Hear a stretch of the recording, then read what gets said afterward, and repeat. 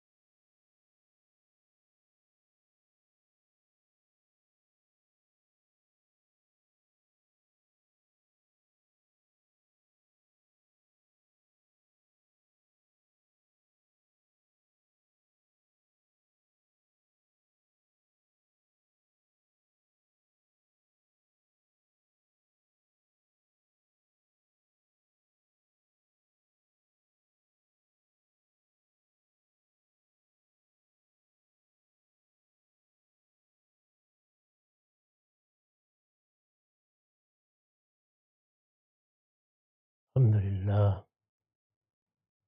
للہ رب العالمین والصلاة والسلام علی محمد الامین اعوذ باللہ من الشیطان الرجیم بسم اللہ الرحمن الرحیم۔ خواتین و حضرات، ہم آیت 97-98 سے سورہ طٰہٰ کا مطالعہ کر رہے ہیں۔ سیدنا موسیٰ کی سرگزشت زیر بحث ہے۔ ان کو اللہ تعالیٰ نے تورات دینے کے لیے بلایا، پیچھے ایک فتنہ پیدا ہوا، انہوں نے واپس آ کر کس طریقے سے فتنہ پردازوں کا محاسبہ کیا، اس کی سرگزشت ہم پڑھ رہے ہیں۔ یہ بیان ہو چکا ہے کہ سب سے پہلے انہوں نے سرداروں سے پوچھا، تم لوگوں نے اپنی ذمہ داری میں کوتاہی کیوں کی؟ پھر اپنے بھائی ہارون کا محاسبہ کیا، انہوں نے جو عذر پیش کیے وہ معقول تھے، چنانچہ وہ قبول کر لیے گئے، لیکن فتنے کا اصل سرغنہ سامری تھا۔ چنانچہ سامری سے جب انہوں نے احتساب کے انداز میں سوالات کیے تو اس نے جواب میں اپنے ایک کشف کی داستان سنا دی۔ میں نے تفصیل کے ساتھ تجزیہ کر کے یہ بتایا تھا کہ پیغمبروں کی دعوت کے مقابل میں ہمیشہ یہی استدلال مؤثر ہوا ہے۔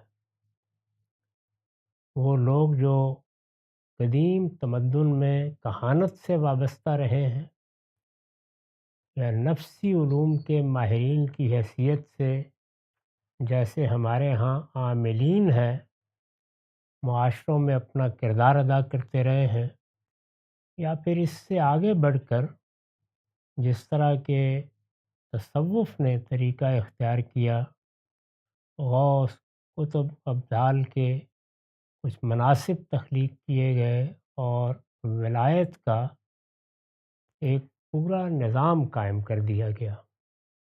اس میں اگر غور کیجئے تو استدلال کی بنیاد دو ہی چیزوں پر ہوتی ہے۔ وہ تصورات جو قائم کیے جاتے ہیں ان کی فلسفیانہ منطقیت۔ فلسفیانہ منطقیت کا مطلب یہ ہے کہ جس چیز کو ہم نہ اپنے مشاہدے میں لا سکتے ہیں نہ تجربے سے گزار سکتے ہیں، اس کو بالکل اسی طریقے سے ایک باقاعدہ نظم کی صورت دے دی جائے جس طرح ایک ناول لکھنے والا یا افسانہ لکھنے والا اپنے مواد کو دیتا ہے۔ وہ جو کچھ بیان کرتا ہے اس کی تو کوئی حقیقت نہیں ہوتی، وہ اس کے ذہن کی تخلیق ہی ہوتی ہے۔ وہ اپنے مشاہدات اور تجربات سے کچھ نتائج اخذ کرتا ہے، اس کے بعد زندگی کی حقیقتوں کا نفسیاتی مطالعہ کر کے ان کی بہت سی اقدار مشترکہ کو دریافت کر لیتا ہے اور اپنے گہرے مشاہدات کو بنیاد بنا کر مختلف جگہوں سے کچھ چیزیں لیتا چلا جاتا ہے اور ان کے درمیان ایسا ربط پیدا کر دیتا ہے کہ وہ اگرچہ ایک تباہ ذات کہانی یا افسانہ ہی ہوتا ہے، لیکن ہم اس کو پڑھتے ہوئے اس طرح محسوس کرتے ہیں جیسے ایک ایک چیز ایک واقعی سرگزشت کا حصہ بن گئی۔ یعنی اس میں کہانی ایک جگہ سے شروع ہوتی ہے، اس میں کردار تخلیق ہوتے ہیں، وہ کردار بالکل حقیقی معلوم ہوتے ہیں، ان کی گفتگویں، ان کی باتیں، ان کے احساسات وہ ہمارے ہی گرد و پیش سے لے لیے جاتے ہیں، لیکن ایک نئی تخلیق ہمارے سامنے آ جاتی ہے۔ یہی طریقہ اختیار کیا جاتا ہے، اور جو چیزیں انسان اپنے متخیلے کی بنیاد پر سوچتا ہے ان کو ایسے ہی منطقی ربط کے ساتھ بیان کر دیا جاتا ہے۔ اس کے بعد ظاہر ہے کہ اس کی تصدیق و تصویب، کیونکہ ہمارے حصی مشاہدات سے نہیں ہو سکتی، تو پھر صوفیانہ مشاہدات یا جن کو بالعموم ریلیجی ایکسپیرئنس کہا جاتا ہے، مذہبی مشاہدات کے ذریعے سے اس کی تصویب اور تصدیق بھی کی جاتی ہے۔ تو اس نے یہ بتایا کہ مجھے بھی اسی طرح کا ایک مشاہدہ ہوا تھا۔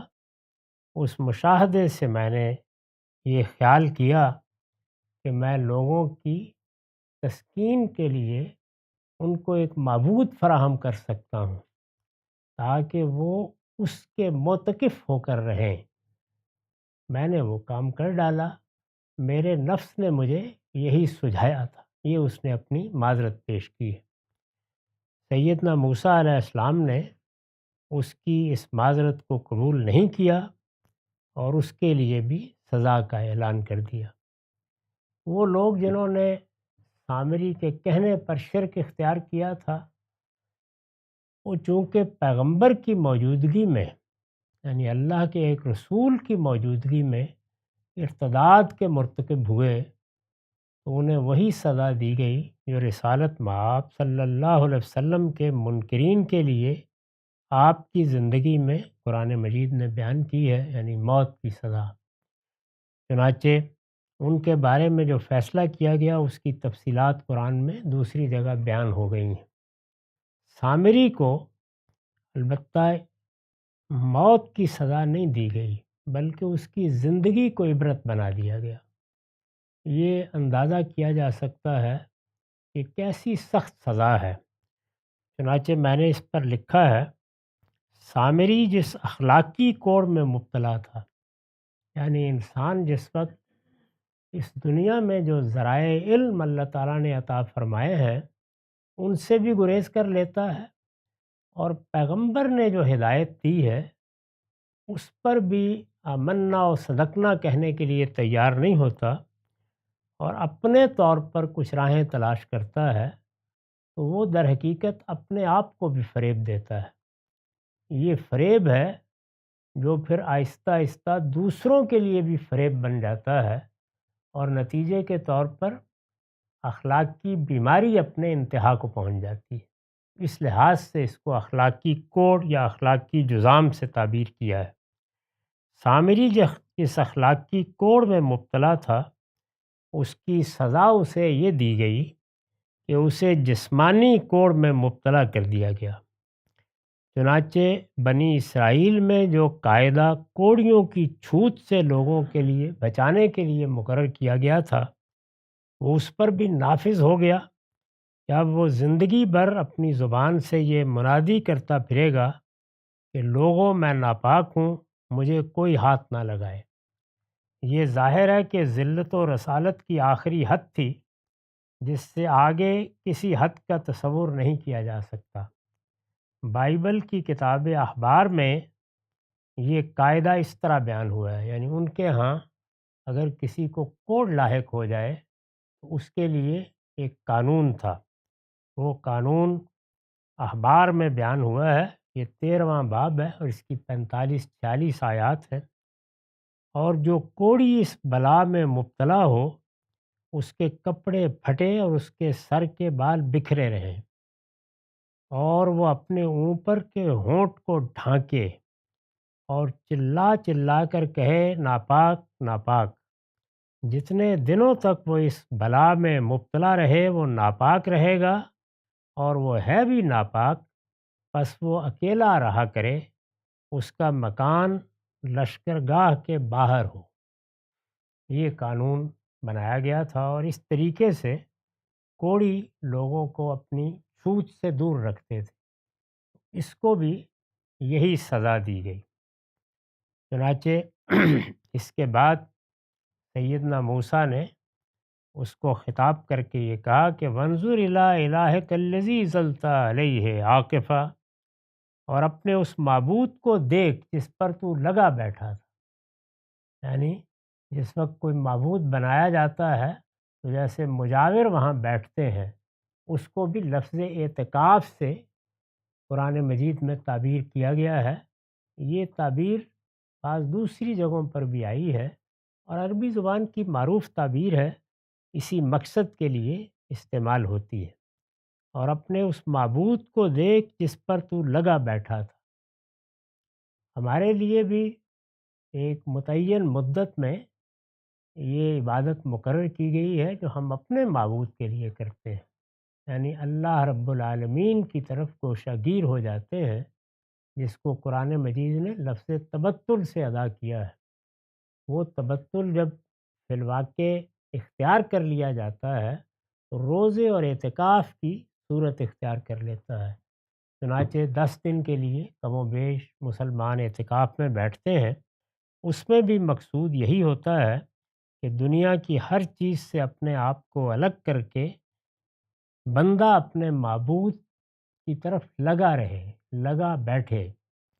یہی صورتحال وہ لوگ جو مختلف معبودوں کے استھان بناتے ہیں ان کو اختیار کرنا ہوتی ہے۔ چنانچہ فرمایا کہ تمہارے اس معبود کے ساتھ ہم کیا کرنے والے ہیں، لَنُحَرِّقَنَّهُ ثُمَّ لَنَنسِفَنَّهُ فِي الْيَمِّ نَسْفًا، ہمارا فیصلہ ہے کہ ہم ابھی اس کو جلا دیں گے پھر دریا میں بکھیر کر بہا دیں گے، یعنی اس کو باقی نہیں رکھا جائے گا۔ تم نے جو کچھ کیا یہ بھی نہیں کہ ہم اس کو پگھلا کر وہ سونا دوبارہ حاصل کر لیں، نہیں، اس کی ہم جڑ بنیاد ختم کر دیں گے۔ چنانچہ اسے جلائیں گے اور پھر پگھلا کر دریا میں بہا کر بکھیر دیں گے۔ انما الہکم اللہ الذی لا الہ الا ہو وسع کل شیء علما، لوگوں تمہارا معبود تو صرف اللہ ہے، اس کے سوا کوئی معبود نہیں، اس کا علم ہر چیز پر حاوی ہے۔ یہ استدلال کیا ہے تنہا معبود پر۔ میں نے لکھا ہے یہ توحید کی دلیل ہے کہ جب خدا کا علم ہر چیز کا احاطہ کیے ہوئے ہے تو اس کو یہ احتیاج کیوں لاحق ہوگی کہ وہ کسی کو اپنا شریک بنائے۔ دنیا میں جو بادشاہتیں قائم ہوتی ہیں یا غیر معمولی لیڈر اور رہنما پیدا ہوتے ہیں، ان کو اپنی دعوت میں، اپنے کام میں شرکاء کی ضرورت ہوتی ہے، یعنی یہ ان کی احتیاج ہے، کیونکہ کسی انسان کو بھی ہمہ جہت علم نہیں دیا گیا۔ اس کو جو علم حاصل ہوتا ہے وہ محدود علم ہے، چنانچہ اس کی بنیاد پر نہ وہ سارے کام خود دیکھ سکتا ہے، نہ سارے کام خود کر سکتا ہے۔ اس کی ضرورت ہوتی ہے کہ وہ اپنے کاموں میں کچھ دوسرے لوگوں کو شریک بنائے، یعنی اگر خلق میں شریک نہیں بنایا تو کم سے کم امر میں شریک کر لے، معاملات کو چلانے میں یہ ضرورت پڑتی ہے۔ تو فرمایا کہ اللہ کا علم ہر چیز پر حاوی ہے، وسع کل شیء علما، اور جب اس کا علم ہر چیز پر حاوی ہے تو اس کے خدام تو ہوں گے، وہ ان سے کام بھی لے گا، لیکن اس کو کسی شریک کار کی ضرورت نہیں ہے۔ شریک کار کی ضرورت اسی وقت پڑتی ہے جب آپ ایسے لوگوں کے محتاج ہوں جو آپ کی جگہ چیزوں کو دیکھیں، جو براہ راست معاملات سے متعلق ہوں اور آپ کے سامنے اپنی رپورٹ رکھ دیں، جو آپ کی جگہ دوسروں سے معاملہ کر لیں اور آپ کو بتا دیں کہ انہوں نے کیا معاملہ کیا ہے۔ اس میں اگر آپ غور کر کے دیکھیں تو بنیادی چیز جو کسی کو شریک کار بنا دیتی ہے، یعنی کسی شاگرد کو، کسی تلمیذ کو، کسی خادم کو آپ کے دست و بازو کی حیثیت دے دیتی ہے، وہ علم ہی کی کمی ہے، کیونکہ علم محدود ہوتا ہے۔ آدمی ہر چیز کو خود نہیں دیکھ سکتا، اس تک اس کی رسائی نہیں ہوتی، تو اسے پھر اپنے اختیارات تفویض کرنا پڑتے ہیں۔ دنیا میں کوئی نظام، خواہ وہ انفرادی سطح پر ہو یا اس سے بڑھ کر کسی قوم کی سطح پر، اس کے بغیر چل ہی نہیں سکتا، یہ ممکن نہیں ہے۔ چنانچہ بڑی بڑی بادشاہتیں بھی اپنے امراء پر کھڑی ہوتی تھی، وہ لوگ جو ان کی طرف سے معاملات کو دیکھتے اور ان کی ذمہ داریاں انجام دیتے۔ جماعتیں، ادارے سب اسی طریقے سے چلائے جاتے ہیں۔ دنیا میں یہ انسان کی ناگزیر ضرورت ہے، ناگزیر مجبوری ہے۔ کسی انسان کو بھی اللہ تعالیٰ نے ایسا علم دے کر نہیں پیدا کیا۔ ہمارے علم کے بھی حدود ہیں اور ہمارے عمل کے بھی حدود ہیں۔ ان حدود کا لحاظ کر کے اس دنیا میں یہ احتیاج ہر شخص کو لاحق ہو جاتی ہے، لیکن اللہ تعالیٰ کے علم کا معاملہ یہ نہیں ہے۔ وہ وسع کل شیء علما ہے، اس کا علم ہر چیز پر حاوی ہے۔ تو فرمایا کہ اس کے بعد یہ تصور بھی کیسے کیا جا سکتا ہے کہ وہ اس عالم کے نظم کو چلانے کے لیے کسی شریک کا محتاج ہوگا، جو تم نے یہ خیال کیا کہ اس کا ایک شریک بنا کر اس کو پیش کر دیا جائے۔ ظاہر ہے کہ اس میں جو بت بنایا جاتا ہے، خواہ وہ بچڑے کا ہو، خواہ وہ کسی اور جانور کا ہو، کسی انسان کا ہو، وہ تو اصل میں ایک علامتی چیز ہوتی ہے۔ اس کے پیچھے اصل شخصیت یا تصور وہ بالکل دوسرا ہے۔ تو اللہ تعالیٰ نے یہاں یہ بات واضح کی کہ اب یہ سب ختم ہوگا، اور یاد رکھو اس بات کو، تمہارا معبود کوئی اور نہیں ہے، وہ صرف اللہ ہے جس کے سوا کوئی معبود نہیں۔ یہ جو توحید کی دعوت ہے، یہی اصل میں پورے دین کی دعوت کی بنیاد ہے۔ اللہ تعالیٰ نے اپنے پیغمبر اسی حقیقت کو لوگوں پر واضح کرنے کے لیے بھیجے ہیں، اور اس کے ساتھ انہیں مامور کیا ہے کہ وہ یہ بتا دیں کہ توحید کے معاملے میں کوتاہی یہ قابل قبول نہیں ہے۔ قیامت میں جب تم اللہ تعالیٰ کے ہاں پیش ہوگے تو جو چیز تمہیں بچا سکتی ہے وہ یہ توحید پر ایمانی ہے۔ یعنی انسان کو ہر گناہ سے بچنا چاہیے، چھوٹی سے چھوٹی غلطیوں کا بھی ازالہ کرتے رہنا چاہیے، اللہ سے استغفار کرتے رہنا چاہیے، معافی مانگتے رہنا چاہیے، اور کوشش کرنی چاہیے کہ وہ بڑے گناہوں کے، جن کو اللہ تعالیٰ نے قرآن مجید میں کبائر الاسم والفواحش کہا ہے، دور رہے، کسی حال میں ان کے قریب نہ جائے۔ لیکن ان سب کے بارے میں قرآن مجید نے بشارت دی ہے کہ معافی کا امکان ہے، یعنی اللہ تعالیٰ چاہیں گے تو معاف فرما دیں گے۔ شرک کو کسی حال میں معاف نہیں کریں گے۔ شرک در حقیقت اللہ تعالیٰ کے خلاف بغاوت ہے۔ یعنی جس طرح دنیا میں ریاستیں وجود میں آتی ہیں تو وہ بھی گناہوں پر مواخذہ کرتی ہیں، غلطیوں پر سزائیں بھی دیتی ہیں، جرائم پر لوگوں کو ماخوذ بھی ٹھہراتی ہیں، لیکن بغاوت کو برداشت نہیں کرتی۔ تو اللہ تعالیٰ نے بھی اپنے نظم میں اس بغاوت کو قبول نہیں کیا۔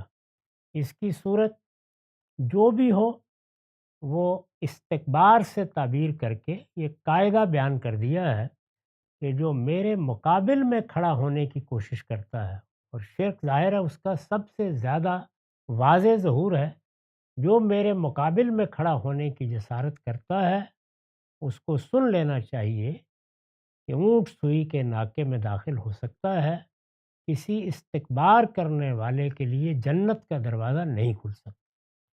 اسی کو اگر آپ دیکھیں گے تو روایتوں میں بیان کیا گیا ہے کہ پہلے مرحلے میں اللہ تعالیٰ جب استحقاق کی بنیاد پر فیصلہ کر دیں گے، پہلے مرحلے میں یہ صاف معلوم ہوتا ہے کہ فیصلہ اسی بنیاد پر ہوگا جس کو قرآن میزان سے تعبیر کرتا ہے، یعنی ترازو لگا دی جائے گی اور دیکھا جائے گا کہ کون اپنے علم و عمل کی تطہیر کی بنیاد پر، علم و عمل کی پاکیزگی کی بنیاد پر اس قابل ہے کہ وہ جنت میں جائے، اور کون پاکیزگی کا وہ اہتمام نہیں کر سکا کہ وہ جہنم سے اپنے آپ کو بچا لے۔ تو میرٹ پر بے لاگ طریقے سے فیصلہ سنا دیا جائے گا، اور جنت کے لوگ جنت میں اور جہنم کے لوگ جہنم میں چلے جائیں گے۔ اس کے بعد کسی مرحلے میں عفو و درگزر کی نوبت آئے گی، عفو و درگزر کا مرحلہ شروع ہوگا۔ یہ عفو و درگزر کا مرحلہ ہے جس کی تفصیلات پھر روایتوں میں بھی بیان ہوئی ہیں، اور بہت وضاحت سے رسول اللہ صلی اللہ علیہ وسلم نے اپنے بعض رویا بیان کیے ہیں کہ آپ کو وہ عفو و درگزر کا مرحلہ کیسے دکھایا گیا۔ وہ اللہ کی رحمت کا ظہور ہے، اسی کو قرآن مجید نے سورہ نساء میں 2 مقامات پر بیان کیا ہے، آیت 48 میں بھی اور آیت 116 میں بھی، اور یہ کہا ہے کہ متنبع ہو جاؤ، اور اپنی ایک مسلمان قوم کو خطاب کر کے کہا ہے، یعنی اہل کتاب کو، یہود کو، متنبع ہو جاؤ، شرک ناقابل معافی ہے، اس لیے جانتے بوجھتے شرک کا ارتکاب کرو گے تو پھر میری بارگاہ میں کوئی جگہ نہیں ہے، اس کے نیچے یغفر ما دون ذالک لمن یشاء، میں جس کے لیے چاہوں گا ہر گناہ معاف کرتا ہوں۔ تو پھر معافی کی کوئی حد نہیں ہے، اللہ تعالیٰ کی رحمت کہاں کہاں تک جائے گی، تاہم وہ معافی بھی عدل و انصاف کے کسی اصول کے خلاف نہیں ہوگی، یعنی اسی دائرے کے اندر رہے گی۔ تو یہ فرمایا کہ یہ پروردگار ہی ہے کہ جس کی طرف تمہیں رجوع کرنا چاہیے، عذر بھی اسی کے سامنے قبول ہوں گے، کسی کو کوئی بات کرنے کی اجازت دے گا تو وہی دے گا، اس کو کسی طرف سے کسی کی احتیاج نہیں ہے کہ کوئی اسے یہ بتائے کہ فلاں نے یہ کیا اور فلاں نے یہ نہیں کیا، اس کا علم ہر چیز پر حاوی ہے۔ تو یہاں یہ سرگزشت اب پایہ تکمیل کو پہنچی۔ اس کے بعد جیسے کہ قرآن کا طریقہ ہے، وہ یہ بتاتا ہے کہ ہم نے یہ سرگزشت کیوں سنائی ہے۔ فرمایا کذالک نقص علیک من انباء ما قد سبق، اسی طرح اے پیغمبر ہم تمہیں ماضی کی سرگزشتیں سناتے ہیں، یعنی ایک قاعدے کے طور پر بیان کیا کہ ماضی کی جو سرگزشتیں سنائی جاتی ہیں وہ تاریخ بیان کرنے کے لیے نہیں سنائی جاتی۔ قرآن تاریخ کی کتاب نہیں ہے، بلکہ وہ لوگوں پر حجت تمام کرتا ہے، ان کو خبردار کرتا ہے، ان کو متنبع کرتا ہے، تنبیہ کے لیے استدلال کرتا ہے، دلیل دیتا ہے۔ ریزننگ کے لیے جس طرح انفس کے حقائق کی طرف توجہ دلائی جاتی ہے، یعنی ہمارے نفس کی طرف، ہمارے نفس میں بھی ایک دنیا آباد ہے، ہماری خواہشات، ہماری رغبات، ہمارے سوچنے کی چیزیں، ہمارا متخیلہ، ہماری حس اخلاقیات، ہماری حس جمالیات، ہمارا وجدان، یہ ایک دنیا ہے۔ اس دنیا کو استدلال کے طور پر قرآن پیش کرتا ہے اور یہ کہتا ہے کہ ہم تمہیں وہی نشانیاں بتا رہے ہیں وفی انفسکم، جو تمہارے اپنے نفس کے اندر موجود ہیں، تم ان پر غور کرو۔ تو نفس کی نشانیاں بھی استدلال کے لیے پیش کی جاتی ہیں۔ اس کے بعد آفاق ہے، یعنی یہ پوری کائنات، یہ مادی دنیا، یہ زمین و آسمان جو ہمارے گرد و پیش کا احاطہ کیے ہوئے ہیں، ان کی نشانیوں کی طرف توجہ دلائی جاتی ہے۔ ان میں خاص طور پر اللہ تعالیٰ کی قوت تخلیق کا ظہور ہوا ہے، اس کے مختلف پہلوؤں کی طرف متوجہ کر کے یہ بتایا جاتا ہے کہ چیزوں پر بھی غور کرو جیسے کہ وہ ہیں، وہ کہاں سے آئی ہیں۔ ظاہر ہے جو چیز بھی موجود ہوگی، انسانی ذہن کا سب سے پہلا سوال یہی ہوگا کہ وہ کہاں سے آئی ہے، اور دوسرے یہ کہ اگر کہاں سے آئی کا جواب نہ بھی ملے تو یہ سوچنے کی صحیح کرو کہ پھر وہ جو بھی آ گئی ہے اس میں جو قوت تخلیق ظاہر ہو رہی ہے، یعنی اس میں جس فعل کا ظہور ہو رہا ہے، وہ تو گویا نشانیوں کا انبار لے کے آ جاتا ہے، ایک تلاطم برپا ہے، ایسے معلوم ہوتا ہے جیسے فوارہ پھوٹ پڑا ہے، اسی طرح سے تخلیق کا عمل ہو رہا ہے۔ وہ شمار نہیں کیا جا سکتا کہ کس طریقے سے اللہ تعالیٰ حشرات پیدا کر رہا ہے، نباتات پیدا کر رہا ہے، جمادات میں مختلف وجوبے دکھا رہا ہے، اور پھر اس کے بعد حیوانات اور انسان کیا کہنے ہیں۔ تو یہ جو ساری چیزیں ہیں، یہ ظاہر ہے کہ ایک تاریخ بھی بناتی ہیں، واقعات ہوتے ہیں۔ اللہ تعالیٰ نے جو مخلوقات پیدا کی ہیں ان میں سب سے برتر مخلوق اس دنیا میں، مرئی مخلوقات میں انسان ہے، اور انسان کی ایک تاریخ ہے۔ اس تاریخ میں اللہ تعالیٰ کے سنن کا ظہور ہوا ہے، اور خاص طور پر جب اس کے پیغمبر آئے ہیں تو اللہ تعالیٰ کی دینونت، اس کی جزا و سزا دنیا میں ظاہر ہوئی ہے۔ تو یہ سرگزشتیں اس لیے سنائی جاتی ہیں تاکہ لوگوں کے لیے یاد دہانی کا ذریعہ بنے۔ ہم مسلمانوں کو ظاہر بنی اسرائیل کی تاریخ سنائی جاتی ہے تو اس لیے سنائی جاتی ہے کہ وہ ہم سے پہلے اللہ کی منتخب قوم تھے، بلکہ قومی حیثیت سے مسلمان دنیا کے نقشے پر نمودار ہی سب سے پہلے بنی اسرائیل کی صورت میں ہوئے۔ ان کی حکومت بنی، ان کو تورات دی گئی، انہیں ایک شریعت سے نوازا گیا۔ ان کی تاریخ ہمارے لیے عبرت کا سامان رکھتی ہے کہ اب تم اس ذمہ داری پر فائز ہوئے ہو تو یہ دیکھو کہ اللہ تعالیٰ کا کیا طریقہ رہا ہے۔ ان کے اعمال کی روشنی میں، ان کے طرز عمل کی روشنی میں ہم اپنے آپ کو بھی سمجھ سکتے ہیں، اور ان کے ساتھ اللہ تعالیٰ نے جو معاملہ کیا اس کی روشنی میں اپنے معاملات میں بھی رائے قائم کر سکتے ہیں کہ ہمیں جب نشیب و فراز پیش آتے ہیں، ہم جب کبھی فتوحات کر رہے ہوتے ہیں تو اس وقت اللہ کے کن سنن کو ملحوظ رکھنا چاہیے، اور ہم جب زوال میں ہیں تو اس میں اللہ کے کن سنن کو ملحوظ رکھنا چاہیے۔ اللہ تعالیٰ اپنی منتخب قوموں کے ساتھ بھی کس قانون کے تحت معاملہ کرتا ہے، اس کو سمجھنے کی اس سے انسان کو سہولت حاصل ہوتی ہے۔ تو یہ بتایا اب کہ اسی طرح ہے پیغمبر، ہم تمہیں ماضی کی سرگزشتیں سناتے ہیں۔ میں نے لکھا ہے یعنی جس طرح پیچھے موسیٰ علیہ السلام کی سرگزشت سنائی ہے، کہ جہاں جہاں بھی ہم کوئی سرگزشت سناتے ہیں اس سے مقصود استدلال ہوتا ہے، توجہ دلانا ہوتا ہے، یاد دہانی ہوتی ہے، وہ تاریخ سنانے کے لیے تمہارے سامنے نہیں پیش کی جاتی۔ وَقَدْ آتَيْنَكَ مِن لَدُنَّا ذِکْرًا، اور اس کے لیے ہم نے خاص اپنے پاس سے تم کو ایک یاد دہانی عطا فرما دی ہے۔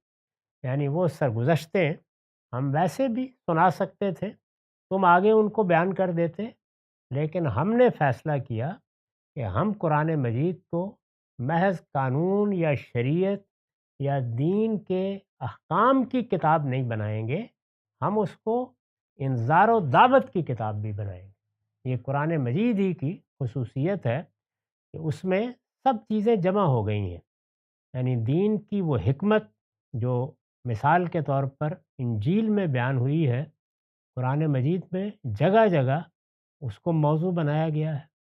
شریعت جو تورات میں بیان ہوئی ہے، اس میں جو چیزیں پہلے سے چلی آ رہی تھیں ان کے بارے میں تو بالاجمال کہہ دیا گیا کہ سب لوگ ان کی پیروی کریں، ان کو بیان کرنے یا ان کی تفصیلات ذکر کرنے کی ضرورت نہیں تھی، لیکن جہاں اصلاح کی ضرورت تھی یا کوئی نیا حکم دینا تھا اس میں شریعت بھی قرآن میں بیان ہوئی، اور وہ جگہ جگہ ہم دیکھتے ہیں۔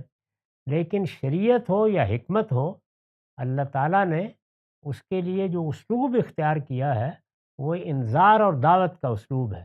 اس لحاظ سے قرآن مجید پیغمبر کا بھی قائم مقام ہو گیا ہے، یعنی جب تک نبوت کا سلسلہ جاری رہا اس وقت تک تو صورت یہ تھی کہ ایک کتاب دے دی جاتی تھی، وہ دین کے کانٹینٹ ہی کو بیان کرتی تھی تاکہ لوگ دین کے معاملے میں کسی غلطی میں مبتلا نہ ہوں، یا کچھ مناجاتیں سکھا دی جاتی تھیں کیونکہ اللہ تعالیٰ کے حضور میں دعا کرنے کے لیے، عبادت کے لیے اس کی ضرورت ہوتی ہے۔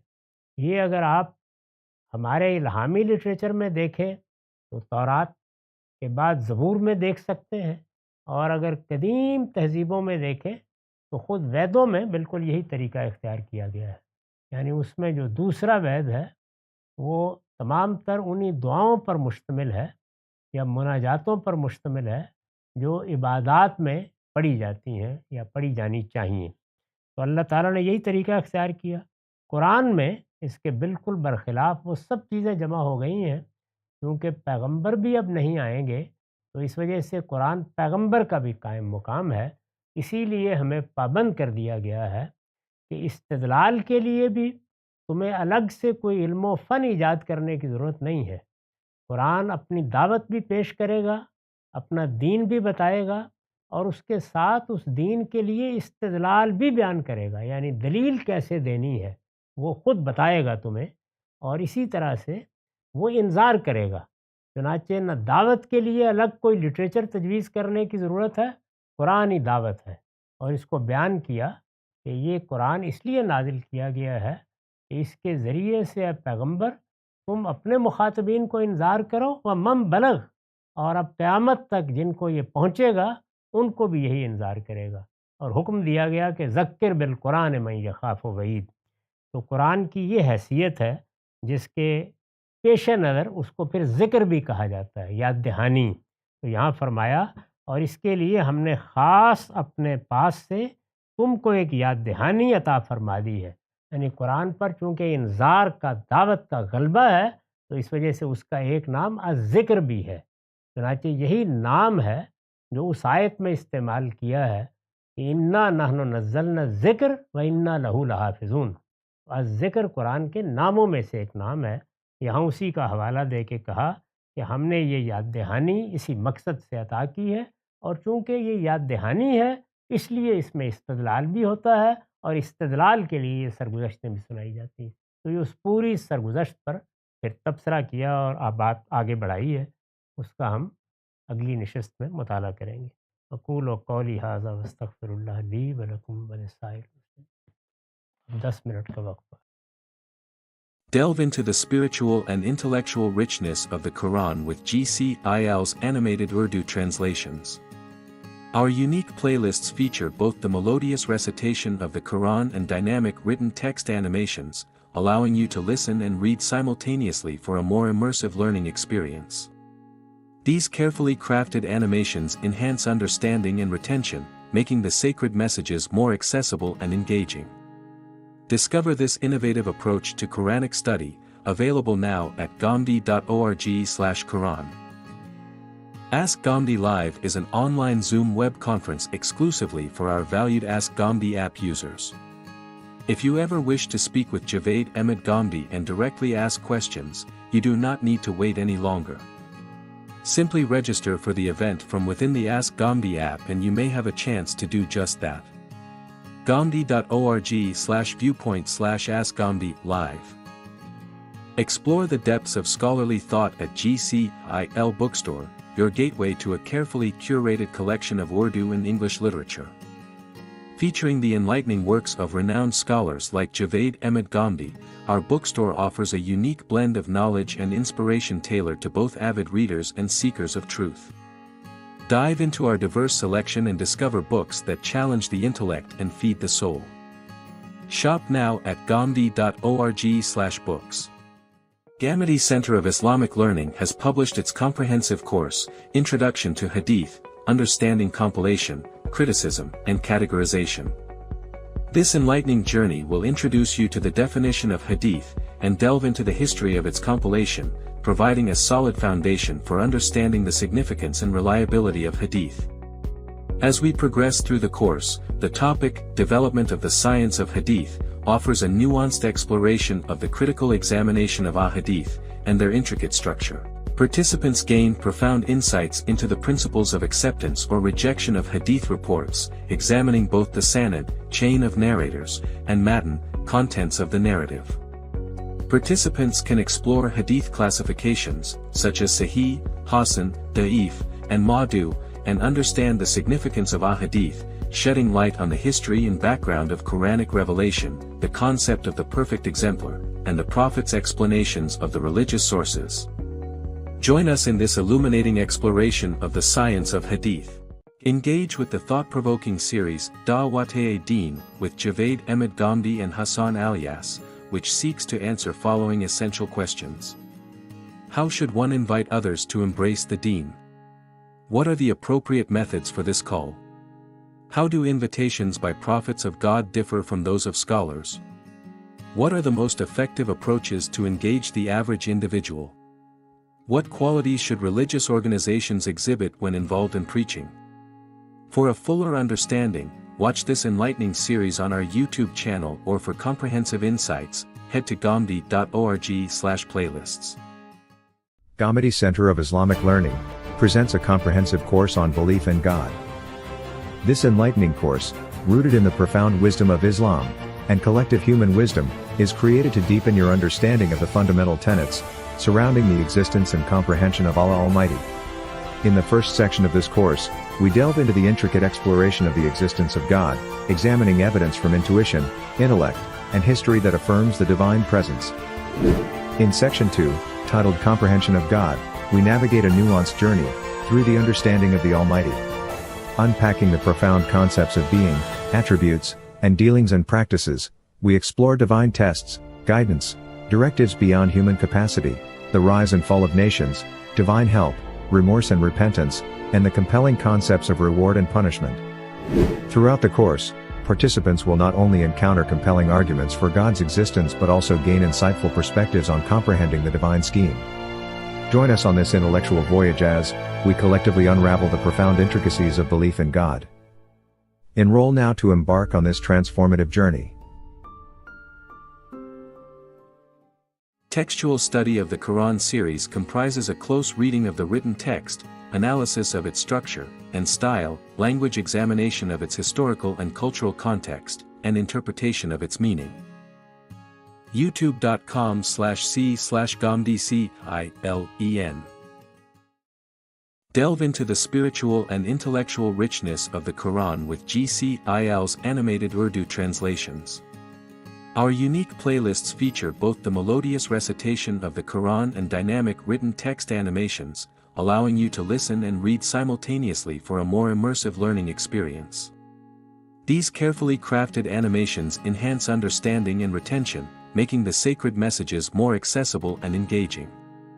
Discover this innovative approach to Quranic study, available now at gomdi.org/Quran. Ask Gomdi Live is an online Zoom web conference exclusively for our valued Ask Gomdi app users.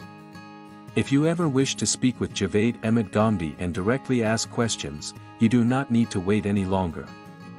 Simply register for the event from within the Ask Gomdi app and you may have a chance to do just that. gomdi.org/viewpoint/askgomdi live. Explore the depths of scholarly thought at GCIL Bookstore, your gateway to a carefully curated collection of Urdu and English literature. Featuring the enlightening works of renowned scholars like Javed Ahmed Gomdi, our bookstore offers a unique blend of knowledge and inspiration tailored to both avid readers and seekers of truth. Dive into our diverse selection and discover books that challenge the intellect and feed the soul. Shop now at gomdi.org/books. Ghamidi Center of Islamic Learning has published its comprehensive course, Introduction to Hadith, Understanding Compilation, Criticism, and Categorization. This enlightening journey will introduce you to the definition of Hadith, and delve into the history of its compilation, providing a solid foundation for understanding the significance and reliability of Hadith. As we progress through the course, the topic, Development of the Science of Hadith, offers a nuanced exploration of the critical examination of Ahadith, and their intricate structure. Participants gain profound insights into the principles of acceptance or rejection of Hadith reports, examining both the Sanad, chain of narrators, and Matan, contents of the narrative. Participants can explore Hadith classifications, such as Sahih, Hasan, Da'if, and Maudu, and understand the significance of Ahadith, shedding light on the history and background of Quranic revelation, the concept of the perfect exemplar, and the Prophet's explanations of the religious sources. Join us in this illuminating exploration of the science of Hadith. Engage with the thought-provoking series, Da'wat-e-Din, with Javed Ahmed Gomdi and Hassan Alias, which seeks to answer following essential questions. How should one invite others to embrace the Deen? What are the appropriate methods for this call? How do invitations by prophets of God differ from those of scholars? What are the most effective approaches to engage the average individual? What qualities should religious organizations exhibit when involved in preaching? For a fuller understanding, watch this enlightening series on our YouTube channel, or for comprehensive insights, head to gomdi.org/playlists. Ghamidi Center of Islamic Learning presents a comprehensive course on belief in God. This enlightening course, rooted in the profound wisdom of Islam and collective human wisdom, is created to deepen your understanding of the fundamental tenets surrounding the existence and comprehension of Allah Almighty. In the first section of this course, we delve into the intricate exploration of the existence of God, examining evidence from intuition, intellect, and history that affirms the divine presence. In Section 2, titled Comprehension of God, we navigate a nuanced journey through the understanding of the Almighty. Unpacking the profound concepts of being, attributes, and dealings and practices, we explore divine tests, guidance, directives beyond human capacity, the rise and fall of nations, divine help, remorse and repentance, and the compelling concepts of reward and punishment. Throughout the course, participants will not only encounter compelling arguments for God's existence but also gain insightful perspectives on comprehending the divine scheme. Join us on this intellectual voyage as we collectively unravel the profound intricacies of belief in God. Enroll now to embark on this transformative journey. Textual study of the Quran series comprises a close reading of the written text, analysis of its structure and style, language examination of its historical and cultural context, and interpretation of its meaning. youtube.com/c/gomdcilen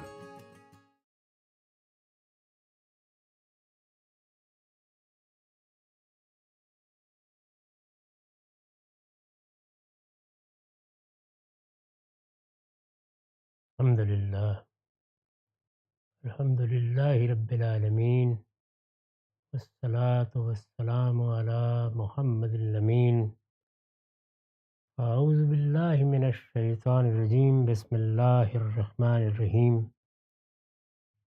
خواتین و حضرات، ہم آیت 99 سے سورہ طٰہٰ کا مطالعہ کر رہے ہیں. اس سے پیچھے سیدنا موسیٰ کی سرگزشت اتمام کو پہنچی. قرآن مجید نے اس سرگزشت کے خاتمے پر یہ فرمایا کہ ہمارا یہی طریقہ رہا ہے جس کو سامنے رکھ کر ہم پہلے پیغمبروں کی یا پہلی امتوں کی سرگزشتیں تمہیں سناتے ہیں. میں نے عرض کیا تھا کہ یہ سرگزشتیں استدلال کے لیے سنائی جاتی ہیں. اس میں ایک تو خود سورہ میں ان کا موقع و محل ہوتا ہے. یہاں رسالت مآب صلی اللہ علیہ وسلم پوری سورہ کے مخاطب ہیں. آپ کو بتایا جا رہا ہے کہ جس بڑی ذمہ داری کے ادا کرنے کے لیے آپ کو مبعوث کیا گیا ہے، اسی طرح کی ذمہ داری کو ادا کرنے کے لیے موسیٰ علیہ السلام مبعوث ہوئے تھے. بعض دوسرے مقامات پر بھی آپ کو موسیٰ علیہ السلام کے مماثل پیغمبر ٹھہرایا گیا ہے، اور یہ کہا گیا ہے کہ فرعون جیسے سرکش بادشاہ کی طرف ہم نے موسیٰ کو مبعوث کیا، اور وہ موسیٰ کی اپنی قوم تھی جس سے یہ تقاضا تھا کہ وہ پیغمبر کا ساتھ دے، اور اللہ تعالیٰ نے جو سرفرازی اس کے لیے مقدر کر رکھی ہے اس کی طرف بڑھے. بہت معمولی اختلاف کے ساتھ یہی صورت تمہاری ہے. وہ ابراہیم علیہ السلام کی اولاد کی ایک شاخ کی طرف مبعوث ہوئے اور ان کو ساتھ لے کر نکلے. ان کی قوم نے کم و بیش 1500 سال تک ایک بڑی ذمہ داری ادا کی. وہ خدا کی منتخب قوم تھی، اور اس کو یہ کہا گیا تھا کہ وہ خدا کی توحید کے مرکز کی مجاور بن کر رہے، وہ اللہ کے شریعت کی حامل بن کر رہے. اب یہی ذمہ داریاں تمہیں دی گئی ہیں. اس میں خاص طور پر یہ جو سامری کا قصہ سنایا گیا ہے، اس سے مقصود یہ ہے کہ یہ متنبع کر دیا جائے کہ مسلمان قوموں میں فساد کیسے پیدا ہوگا. یعنی ان میں فساد کا سب سے بڑا ذریعہ اسی طرح کے لوگ بنتے ہیں جو اپنے کشف و کرامات اور اپنے مشاہدات پر مبنی ایک نظام فکر لے کر کھڑے ہو جاتے ہیں. وہ پھر باطل معبود بناتے ہیں. ضروری نہیں کہ ہر زمانے میں زیورات ڈھال کر بچڑے ہی معبود بنائے جائیں.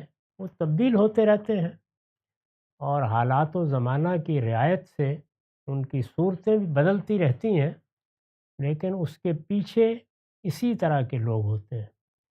یعنی ایک تو وہ علوم ہیں جو علوم تجربے اور مشاہدے پر مبنی ہیں.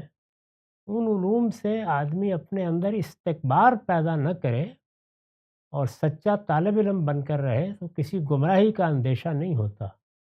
لیکن یہ علوم جن کو ہم نفسی علوم بھی کہہ سکتے ہیں، ہمیشہ اسی طرح کے سامری پیدا کر دیتے ہیں، اور ان کے ہاں پھر وہ تصوف وجود میں آتا ہے جو مسلمان قوموں کو نہ صرف یہ کہ دنیا کی تگ و دو سے ہٹا دیتا ہے، بلکہ اس کے ساتھ صحیح دین سے بھی گریزاں کر دیتا ہے۔ اس وجہ سے زیادہ توجہ اس کی جانب رکھنی چاہیے۔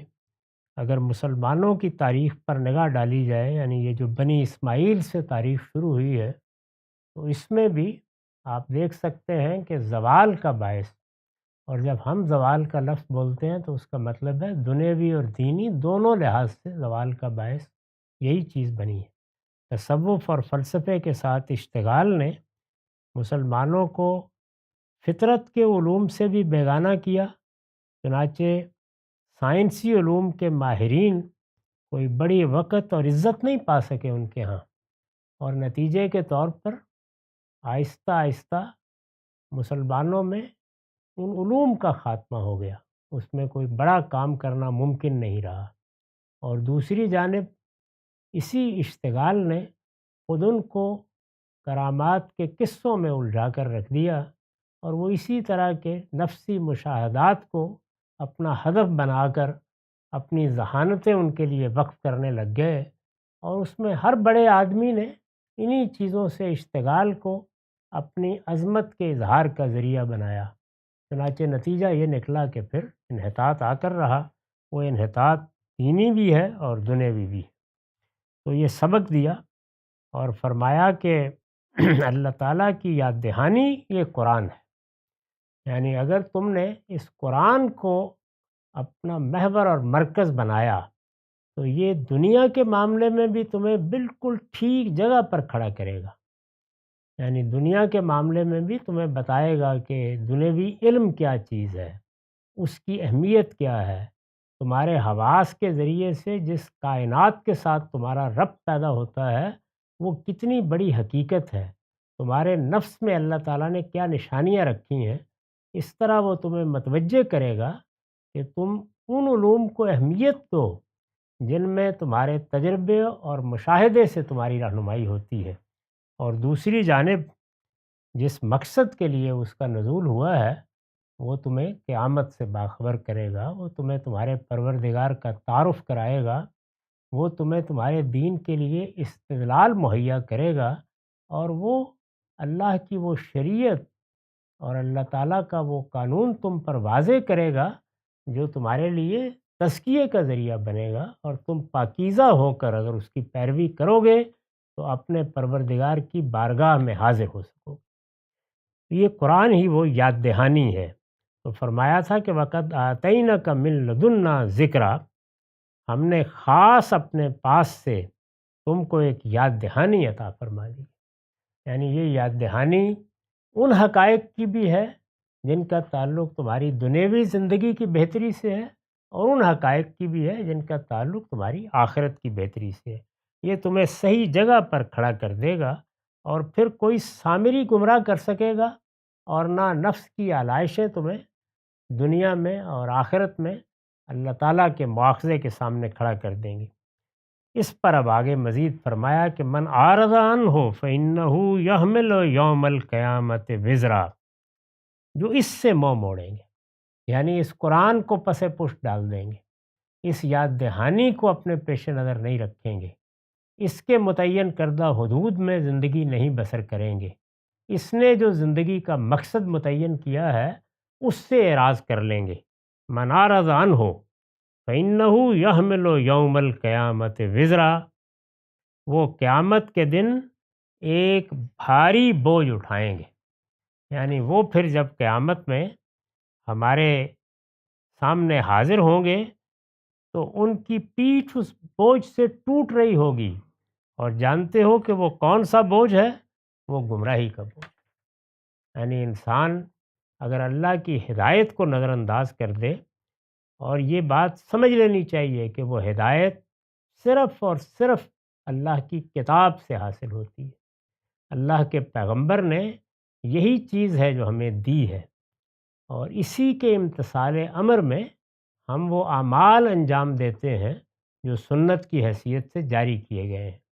یہ کتاب ہمیں پابرجا رکھتی ہے، ہمارے پروردگار سے ہمارا تعلق قائم کرتی ہے، ہمارے اندر وہ روح زندہ رکھتی ہے جس کے بغیر انسان ایک جسد بن کے رہ جاتا ہے۔ تو فرمایا کہ پھر وہ لوگ بھاری بوجھ اٹھائیں گے اور اپنی گمراہی کا بوجھ اپنی کمر پر لادے ہوئے آئیں گے۔ میں نے لکھا ہے اس لیے کہ وہ ان کی گمراہی کا بوجھ بھی ہوگا اور ان لوگوں کی گمراہی کا بوجھ بھی جو ان کے گمراہ کرنے سے گمراہ ہوئے۔ یعنی تمہیں تو دنیا کی ہدایت کا علمبردار بن کر کھڑا ہونا تھا، جب تم قرآن سے اعراض کر لو گے، اللہ تعالیٰ کی اس یاد دہانی سے منہ موڑ لو گے، تو خود بھی گمراہ ہوگے اور تمہارے گمراہ ہونے سے پھر دوسرے بھی گمراہ ہوں گے، کیونکہ ہدایت کا ذریعہ اللہ تعالیٰ نے تمہیں بنایا تھا۔ اور اس طرح قیامت میں اپنا بوجھ بھی اور ان کے گناہوں کا بوجھ بھی لادے ہوئے ہماری بارگاہ میں آ جاؤ گے۔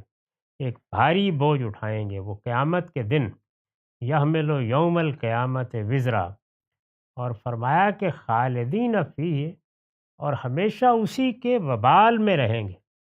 یعنی پھر وہ بوجھ ان کے لیے حیات ابدی کا وبال بن جائے گا، جس طرح کہ اللہ تعالیٰ نے بتایا ہے کہ وہ لوگ جو کفر کا ارتکاب کریں گے، شرک کا ارتکاب کریں گے یا دین میں بدعتیں نکالیں گے، ظاہر ہے کہ گمراہی کی یہ تینوں صورتیں ہی بڑی صورتیں ہیں، ان کے لیے پھر ابدی جہنم ہے اور ہمیشہ اسی وبال میں رہیں گے۔ وَسَأَلَهُمْ يَوْمَ الْقِيَامَةِ حِمْلًا، اور قیامت کے دن وہ ان کے لیے بہت بڑا بوجھ ہوگا۔ یعنی یہاں ہو سکتا ہے کہ وہ یہ لفظ سن کر منہ موڑتے ہوئے چلے جائیں کہ دیکھا جائے گا، لیکن وہ بوجھ معمولی بوجھ نہیں ہوگا۔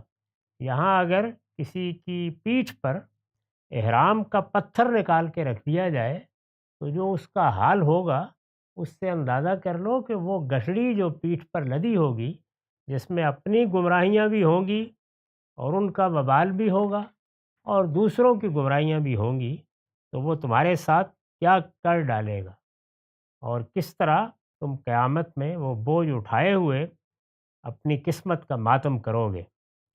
فرمایا قیامت کا وہ دن، یوم ینفخ فی الصور، جس دن سور پھونکا جائے گا۔ سور پھونکنے سے قیامت کی ابتدا ہوگی۔ چنانچہ دوسری جگہ یہ بیان کیا ہے کہ یہ 2 مرتبہ پھونکا جائے گا۔ ایک مرتبہ دنیا میں تمام مخلوقات پر اس سے موت طاری ہو جائے گی، اور دوسری مرتبہ جب یہ پھونکا جائے گا تو سب لوگ اپنی قبروں سے نکل کر بھاگتے ہوئے حشر کے میدان میں جمع ہونا شروع ہو جائیں گے۔ اس پر میں نے لکھا ہے، اصل الفاظ ہیں یوم ینفخ فی الصور، یعنی قرآن مجید میں جو تعبیر اختیار کی گئی ہے اس کو اگر لفظی لحاظ سے دیکھیے تو مطلب ہے جس دن سور پھونکا جائے گا۔ کیا مراد ہے اس سے؟ اس میں مجہول کا صیغہ صورتحال کی ہولناکی کی تعبیر کے لیے ہے۔ یعنی یہ چونکہ بالکل اچانک ہوگا، یک بیک لوگ ہڑبڑا کر کھڑے ہو جائیں گے، کچھ معلوم نہیں ہوگا کہ کیا ہوا، اس کا ماخذ کیا ہے کوئی اسے دیکھ نہیں سکے گا۔ اس سے ظاہر ہے کہ جو اضطراب، جو پریشانی، جو آپا دھاپی، جو افراتفری پیدا ہوگی، اور اس کی ہولناکی جیسے پورے ماحول کا احاطہ کر لے گی، اس کو بیان کرنے کے لیے مجہول کا صیغہ اختیار کیا ہے۔ مطلب یہ ہے کہ اس کی ہولناک آواز سے ہر طرف ہلچل تو برپا ہو جائے گی، لیکن پوچھنے والے پوچھ رہے ہوں گے اور انہیں معلوم نہ ہوگا کہ یہ آواز کہاں سے آ رہی ہے۔ یعنی پوری دنیا میں ہر فرد ہڑبڑا کر کھڑا ہو جائے گا، لیکن کچھ معلوم نہیں ہوگا کہ یہ آواز آ کہاں سے رہی ہے، اس کا ماخذ اور اس کا منبع کیا ہے۔ اس طرح سے یہ سور پھونکا جائے گا۔ یہ سور یعنی یہ کیا لفظ ہے سور؟ یہ سور وہی چیز ہے جسے ہماری زبان میں یعنی عربی زبان میں سور کہتے ہیں، اور ہماری زبان میں نرسنگا، بوک یا کرنا کہا جاتا ہے۔ آپ سادہ لفظوں میں بگل سے تعبیر کر سکتے ہیں، صرف ایک تصور قائم کرنے کے لیے کہ وہ کیا چیز ہوگی۔ یہ سور وہی چیز ہے جسے ہماری زبان میں نرسنگا، بھوک یا کرنا کہا جاتا ہے۔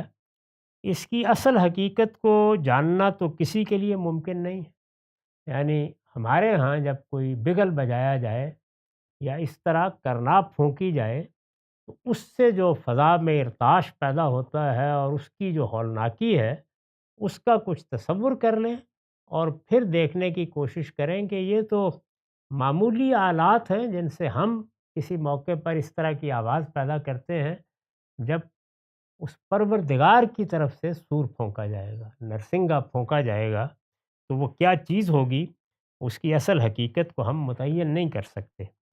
اس کی اصل حقیقت کو جاننا تو کسی کے لیے ممکن نہیں ہے، اس لیے کہ اس کا تعلق امور متشابہات سے ہے۔ اللہ تعالیٰ کی ذات و صفات، جو چیزیں ہمارے ماضی میں رہ گئی ہیں اور اب ان کے کوئی آثار نہیں ہیں، اور اسی طرح مستقبل میں جو کچھ پیش آنے والا ہے اس کو جب اللہ تعالیٰ بیان کرتے ہیں تو اس کے لیے متشابہات کا طریقہ اختیار کیا جاتا ہے۔ متشابہات کا مطلب یہ ہے کہ جو چیزیں ہمارے تجربے اور مشاہدے میں آ چکی ہیں ان سے تشبیہ دے کر، ان سے مماثل ٹھہرا کر کچھ تصور قائم کیا جائے۔ تو یہاں بھی یہی کیا گیا ہے کہ وہ کیا چیز پھونکی جائے گی وہ ہم نہیں جانتے، اس کے لیے جو لفظ ہوگا اگر وہی اختیار کیا جاتا اللہ تعالیٰ کے ہاں تو ہمارے لیے وہ کوئی اجنبی چیز ہو کے رہ جاتی، کیونکہ وہ ہماری زبان کا لفظ ہوتا، نہ ہمارے اس پہ اس کا تصور قائم کرنا ممکن ہوتا۔ تو ہمارے ہاں سے جب اس طرح کی آواز نکالنے کے لیے کوئی آلہ استعمال کیا جاتا ہے تو اس کو بالعموم بوک، کرنا، نرسنگا، بگل وغیرہ ہم کہتے ہیں، اسی لفظ کو لے لیا ہے تاکہ اس سے ایک تصور قائم ہو۔ اسی کو کہتے ہیں آیات متشابہات کے ذریعے سے کسی بات کو سمجھانا، اس لیے کہ اس کا تعلق امور متشابہات سے ہے۔ تاہم جو لفظ اس کے لیے اختیار کیا گیا ہے، یعنی سور کا لفظ، تاہم جو لفظ اس کے لیے اختیار کیا گیا ہے اس کا کچھ تصور اس سے قائم کیا جا سکتا ہے، یعنی ہم کچھ اندازہ کر سکتے ہیں کہ یہ کیسی چیز ہوگی جو اس وقت پھونکی جائے گی۔ اللہ تعالیٰ اپنی کائنات کے نظم کو سمجھانے کے لیے وہی الفاظ و اصطلاحات استعمال کرتے ہیں جو خود انسانوں کے ہاں اس سے ملتے جلتے نظم کے لیے استعمال ہوتی ہیں۔ یعنی انسانوں نے کیونکہ اللہ تعالیٰ کی صفات سے سب کچھ حاصل کیا ہے تو اس لیے خود ان کے ذریعے سے بھی قوت تخلیق کا ظہور ہوا ہے، اور اس قوت تخلیق کے نتیجے میں ایک دنیا پیدا ہوئی ہے، آلات وجود میں آئے ہیں، نئی نئی ایجادات ہم دیکھتے ہیں۔ اس سے جو دنیا پیدا ہوتی ہے یہ دنیا بھی اسی لیے پیدا کرنے کی انسان میں صلاحیت رکھی گئی ہے کہ وہ اس سے اپنی دنیوی زندگی میں سہولتیں پیدا کریں اور اس کی مماثلت سے اس کائنات کو سمجھ سکیں جس میں ایسی ہی چیزیں اللہ تعالیٰ کی طرف سے ظہور پذیر ہو جائیں گی۔ تو اس لیے اللہ تعالیٰ وہی الفاظ اور وہی اصطلاحات استعمال کرتے ہیں جو خود انسانوں کے ہاں اس سے ملتے جلتے نظم کے لیے استعمال ہوتی ہیں، اور انسانوں کو یہ صلاحیت دی گئی ہے کہ وہ اس سے ملتا جلتا نظم بنا لیتے ہیں، یعنی اس دنیا میں بھی وہ اسی طریقے سے بعض چیزوں کو ظاہر کرنے میں کامیاب ہو جاتے ہیں جو چیزیں ہم اللہ کی کائنات میں دیکھتے ہیں۔ اس سے مقصود ہمارے تصور کو اصل چیز کے قریب لے جانا ہوتا ہے، یعنی متشابہات میں جو چیزیں سمجھائی جاتی ہیں ان میں یہ ممکن نہیں ہوتا کہ بعینہ ہی وہ چیز آپ کے فہم میں آ جائے، لیکن اس فہم کے ہم قریب ضرور پہنچ جاتے ہیں، اس کا ایک تصور ضرور قائم کر لیتے ہیں اور وہ کسی حد تک ہماری گرفت میں آ جاتی ہے۔ اس سے مقصود ہمارے تصور کو اصل چیز کے قریب لے جانا ہوتا ہے، نہ یہ کہ ہم اس چیز کو بعینہ ہی اس طرح سمجھ لیں جس طرح وہ دنیا میں پائی جاتی ہے۔ وہ ہمارے لیے ممکن نہیں ہوتا، کیونکہ ہمارے علم کی حد یہی ہے کہ وہ چیزیں جو ہمارے مشاہدے میں آ جائیں، تجربے میں آ جائیں، ہم ان سے قیاس کر کے کچھ چیزوں کو سمجھ سکتے ہیں، لیکن ان سے ماورا کسی دوسری دنیا میں کسی چیز کو کسی دوسری زبان میں بیان کر دیا جائے تو وہ ہمارے لیے قابل فہم نہیں ہوتی۔ تو ہماری زبانوں میں جو الفاظ موجود ہوتے ہیں، ملتی جلتی چیزیں جو کچھ ہم روزانہ دیکھتے ہیں، دیکھ چکے ہیں، یا وہ ہمارے تصور کا یا ہماری تاریخ کا حصہ بن چکی ہیں، ان کو لے کے اللہ تعالیٰ اپنی جنت کی تصویر کشی کر دیتے ہیں، قیامت کے احوال سنا دیتے ہیں، اپنی ذات و صفات کے بارے میں اگر کوئی بات بتانا چاہتے ہیں تو بتا دیتے ہیں، لیکن وہاں تنبیہ کرتے ہیں کہ لیسا کمثلہ شیء، اللہ تعالیٰ کی ذات سے مماثل کوئی چیز تمہاری دنیا میں سرے سے پائی ہی نہیں جاتی۔ قرآن سے معلوم ہوتا ہے کہ ایسی ہی ایک چیز، ایسی ہی یعنی جیسے ہمارا نرسنگا ہے، جیسے ہمارا بوک یا کرنا ہے، جیسے بڑے بڑے بگل ہوتے ہیں، قرآن سے معلوم ہوتا ہے کہ ایسی ہی ایک چیز قیامت برپا کرنے کے لیے بھی پھونکی جائے گی، اس کو سور کہا گیا ہے، جس کی نوعیت ہمارے نرسنگے جیسی ہوگی۔ نرسنگے میں بھی اسی طریقے سے جب پھونکتے ہیں تو ایک بڑی بھاری آواز نکلتی ہے، اس سے تمام مخلوقات پر شدید گھبراہٹ اور ہول کی کیفیت طاری ہوگی، لوگوں کو اپنی عزیز ترین چیزوں تک کا ہوش نہ رہے گا، جنگلوں کے جانور بدحواس ہو کر اکٹھے ہو جائیں گے، یہاں تک کہ اس کی ہولناک آواز سے تمام مخلوقات بے ہوش ہو جائیں گے۔ یہ قرآن مجید میں بتایا گیا ہے کہ جب سور پھونکا جائے گا تو یہ ہوگا، اس دن سور پھونکا جائے گا، ینفخ فی الصور ونحشر المجرمین یومئذ زرقا، اور مجرموں کو ہم اس دن اس حال میں اکٹھا کریں گے، یعنی اکٹھے تو سبھی ہوں گے، اللہ کے پیغمبر بھی، صدیقین بھی، شہداء بھی، صالحین بھی۔ جب کبھی صالحین کا ذکر کرنا ہو یا اللہ کے نیک بندوں کا ذکر کرنا ہو تو یہ قرآن مجید کی تعبیریں ہیں، یعنی قرآن نے بتایا ہے کہ انسانوں کے درمیان ان کے علم و عمل کے لحاظ سے جو درجات کا تفاوت ہے وہ انہی 4 بڑی اقسام میں ہے، یعنی یا اللہ تعالیٰ نے ان کا انتخاب کر لیا کہ وہ ان کے ذریعے سے اپنا دین لوگوں کو بتائے، انذار کرے، وہ انبیاء ہیں۔ اور انبیاء کون ہوتے ہیں، وہ کس طرح مخاطبہ الہی سے سرفراز کیے جاتے ہیں، اور ان کو کیا ذمہ داری دی جاتی ہے، ان کے ذریعے سے اگر کوئی خرق عادت سامنے آتا ہے تو اس کی نوعیت کیا ہوتی ہے، وہ سب قرآن نے بیان کر دیا ہے۔ یعنی انبیاء کیا ہوتے ہیں اور انبیاء کیا کرتے ہیں، قرآن مجید کے کسی طالب علم کو باہر سے اس معاملے میں کوئی چیز بتانے کی ضرورت نہیں ہے، وہ سب واضح ہے بالکل۔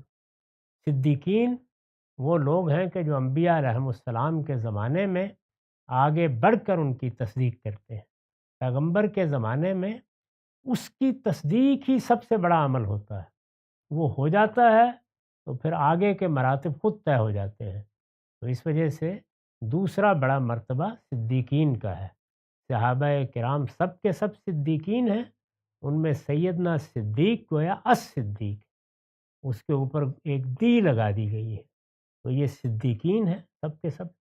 اس کے بعد شہداء ہیں، یعنی وہ لوگ جو اپنے علم اور عمل سے اللہ کے دین کی گواہی دینے کے لیے کھڑے ہو جاتے ہیں۔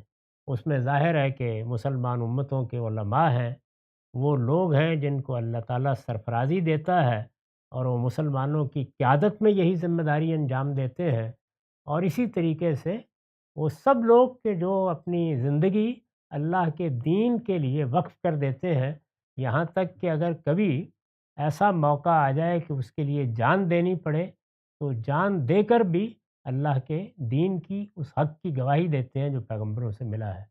تو یہ شہادت کی تعبیر اس جامع مفہوم میں قرآن میں اختیار کی گئی ہے، یعنی خواہ آدمی میدان جنگ میں دنیا سے رخصت ہو یا نہ ہو، وہ شہید ہے اگر اس نے اپنے آپ کو اللہ کے دین کی گواہی کے لیے وقف کر لیا ہے۔ انفرادی حیثیت سے یہ کام کیا جائے تو تب بھی شہداء، اور اگر اجتماعی حیثیت سے یہ کام کیا جائے تو تب بھی شہداء، اور پھر صالحین، یعنی وہ لوگ جنہوں نے نیکی کی، صلاح کی، خیر کی زندگی اختیار کر لی، یہی درجات ہیں۔ ولایت کوئی درجہ نہیں، کوئی منصب نہیں، قرآن مجید میں یہ ایک بالکل عام لفظ کے طور پر استعمال ہوا ہے، اس کو تصوف نے میتھالوجی بنا کر داخل کیا ہے، اس کی کوئی حقیقت نہیں ہے۔ تو فرمایا وَنَحْشُرُ الْمُجْرِمِينَ يَوْمَئِذٍ زُرْقًا، اور مجرموں کو ہم اس دن اس حال میں اکٹھا کریں گے، یعنی یہ بھی اکٹھے ہوں گے، انبیاء، شہداء، صالحین، سب وہ بھی ہوں گے۔ قرآن مجید نے ان کے اکٹھا کرنے کو بھی بیان کیا ہے کہ سب نبیوں کو بلایا جائے گا، جی بن نبیین والشہداء، اور سب کھڑے کر لیے جائیں گے، اور مجرم بھی، لیکن مجرم کس حال میں سامنے آئیں گے؟ فرمایا کہ خوف کے مارے ان کی آنکھیں نیلی پڑی ہوں گی، یعنی اٹھیں گے تو سبھی، اور اس ہولناکی سے سب دوچار ہوں گے۔ پہلی مرتبہ سور پھونکا جائے گا تو سب بے ہوش ہو کر گر پڑیں گے، اور پھر دوسری مرتبہ پھونکا جائے گا تو سب کے سب بیدار ہو جائیں گے۔ روایتوں میں بھی اس کی تصویر آئی ہے، جب کسی نے رسالت مآب صلی اللہ علیہ وسلم کو ترجیح دی موسیٰ علیہ السلام پر، تو آپ نے فوراً تنبیہ فرمائی اور یہ کہا کہ یہ نہ کہو، کیونکہ جب دوسرے سور کے بعد ہم سب کی آنکھ کھلے گی تو موسیٰ مجھ سے پہلے بیدار ہو کر عرش کا پایہ پکڑے ہوئے ہوں گے۔ تو اس طرح اپنے ماننے والوں کو بھی متنبہ کیا کہ مطلق فضیلت کی باتیں نہیں کرنی چاہیے۔ انبیاء علیہم السلام کے معاملے میں اللہ نے ہر پیغمبر کو کسی نہ کسی معاملے میں غیر معمولی فضیلت دی ہے۔ تو ارشاد ہوا کہ خوف کے مارے ان کی آنکھیں نیلی پڑی ہوں گی، یتخافتون بینہم ان لبثتم الا عشرا، ایک دوسرے سے سرگوشی کر رہے ہوں گے، چپ کے آپس میں کہتے ہوں گے کہ تم دنیا میں کتنے دن رہے؟ مشکل سے 10 دن رہے ہوں، اندازے لگا رہے ہوں گے کہ کتنا وقت ہم نے گزارا، تم دنیا میں مشکل سے 10 دن رہے ہوگے۔ نحن عالم بما یقولون، ہمیں خوب معلوم ہے جو کچھ وہ کہیں گے، اذ یقول امثلہم طریقۃ ان لبثتم الا یوما، جبکہ ان میں سے جو ان کے خیال میں سب سے بہتر اندازہ لگانے والا ہوگا وہ کہے گا کہ تم ایک دن سے زیادہ نہیں رہے ہو۔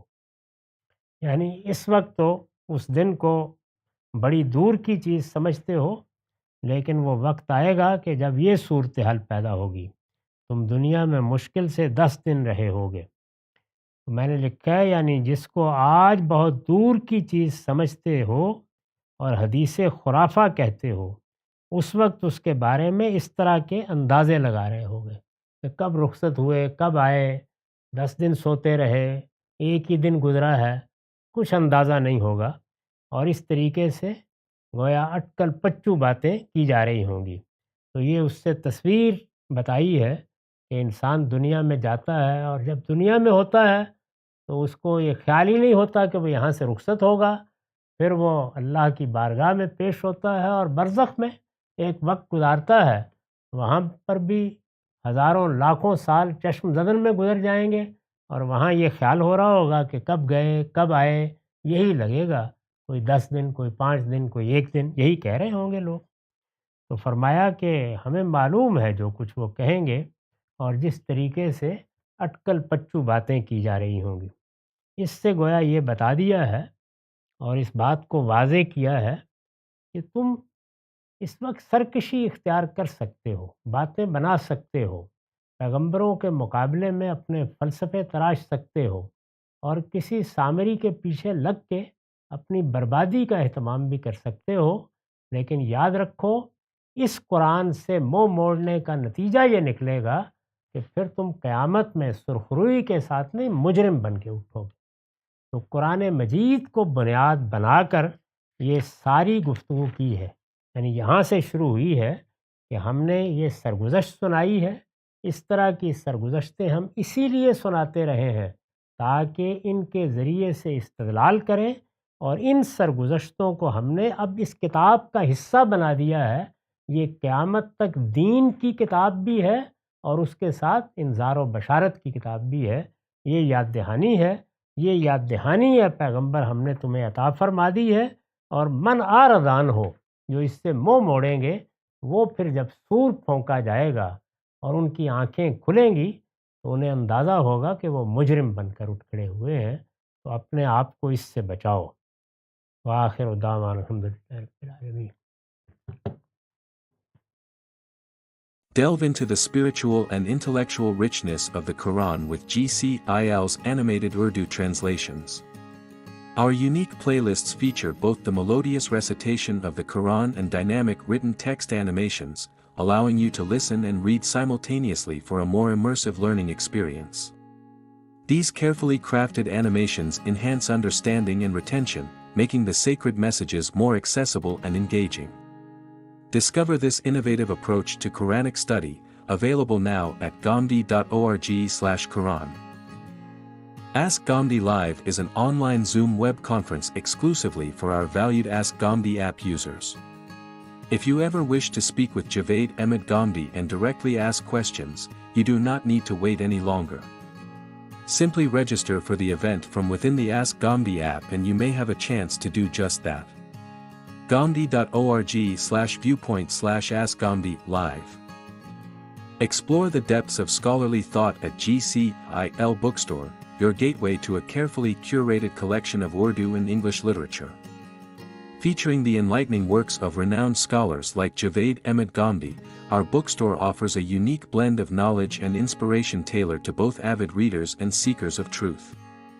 Dive into our diverse selection and discover books that challenge the intellect and feed the soul. Shop now at ghamdi.org/books. Ghamdi Center of Islamic Learning has published its comprehensive course, Introduction to Hadith, Understanding Compilation, Criticism, and Categorization. This enlightening journey will introduce you to the definition of Hadith, and delve into the history of its compilation, providing a solid foundation for understanding the significance and reliability of Hadith. As we progress through the course, the topic, Development of the Science of Hadith, offers a nuanced exploration of the critical examination of Ahadith, and their intricate structure. Participants gain profound insights into the principles of acceptance or rejection of Hadith reports, examining both the sanad, chain of narrators, and matan, contents of the narrative. Participants can explore Hadith classifications, such as Sahih, Hasan, Da'if, and Maudu, and understand the significance of Ahadith, shedding light on the history and background of Quranic revelation, the concept of the perfect exemplar, and the Prophet's explanations of the religious sources. Join us in this illuminating exploration of the science of Hadith. Engage with the thought-provoking series, Da'wat-e-Din, with Javed Ahmed Ghamdi and Hassan Alyas, which seeks to answer following essential questions. How should one invite others to embrace the Deen? What are the appropriate methods for this call? How do invitations by prophets of God differ from those of scholars? What are the most effective approaches to engage the average individual? What qualities should religious organizations exhibit when involved in preaching? For a fuller understanding, watch this enlightening series on our YouTube channel, or for comprehensive insights, head to ghamdi.org/playlists. Ghamdi Center of Islamic Learning presents a comprehensive course on belief in God. This enlightening course, rooted in the profound wisdom of Islam and collective human wisdom, is created to deepen your understanding of the fundamental tenets surrounding the existence and comprehension of Allah Almighty. In the first section of this course, we delve into the intricate exploration of the existence of God, examining evidence from intuition, intellect, and history that affirms the divine presence. In Section 2, titled Comprehension of God, we navigate a nuanced journey through the understanding of the Almighty.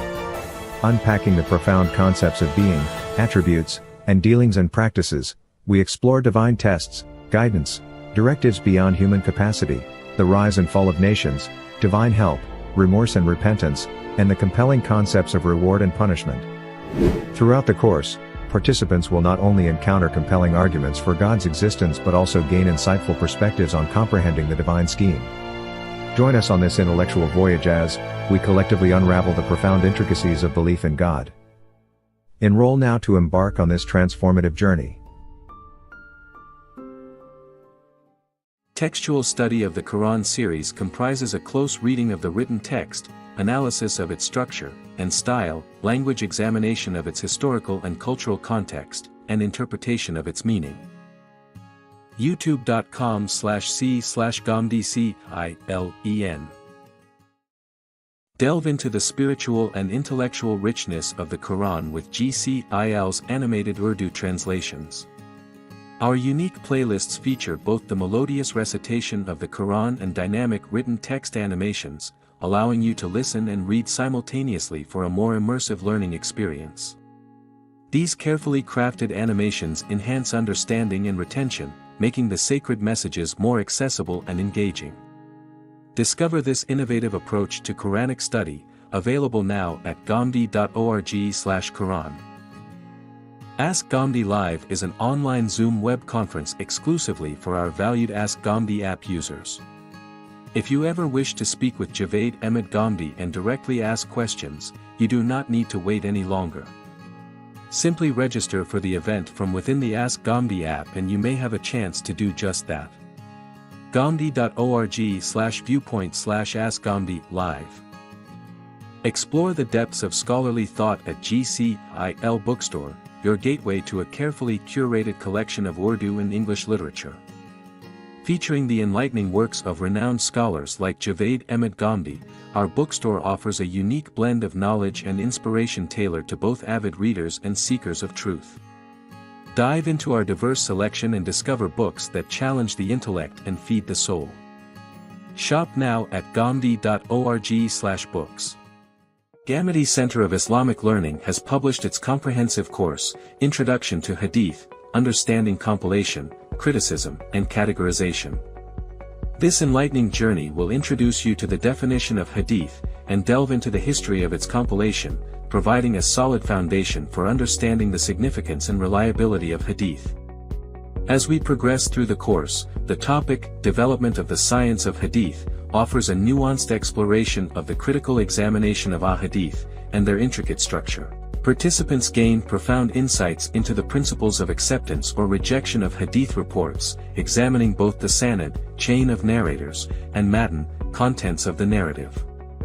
Participants can explore hadith classifications, such as Sahih, Hasan, Da'if, and Ma'du, and understand the significance of ahadith, shedding light on the history and background of Quranic revelation, the concept of the perfect exemplar, and the Prophet's explanations of the religious sources. Join us in this illuminating exploration of the science of Hadith.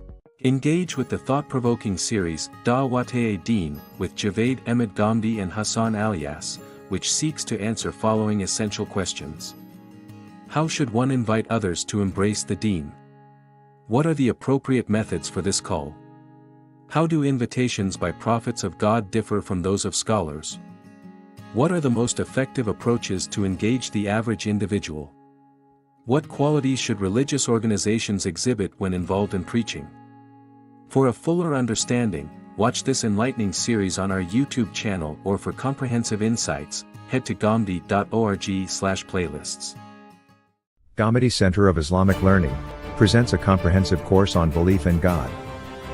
This enlightening course, rooted in the profound wisdom of Islam and collective human wisdom, is created to deepen your understanding of the fundamental tenets surrounding the existence and comprehension of Allah Almighty.